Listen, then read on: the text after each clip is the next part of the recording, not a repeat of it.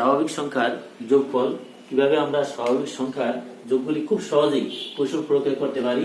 মানে 1 2 3 4 5 এমনকি 20 পর্যন্ত স্বাভাবিক সংখ্যা যোগফল আমরা করতে পারি। এইভাবে লাস্ট সংখ্যাটা কত আমাদের দেখতে হবে।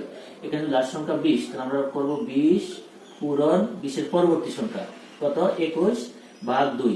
তারপর আমরা যদি ভাগ করি 10 দুগুণে 20, 10 দিয়া 21 এর পূরণ দিলে 210।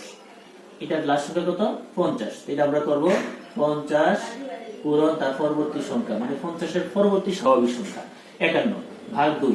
2 দিয়ে যদি 25 এ ভাগ দেই 25 যাবো 25 বার, 25 দিয়ে 51 পূরণ দিলে 25 4 25 100, তাহলে 4 12 48 আর 3 25 টাকা, অর্থাৎ 4 12 48 1275।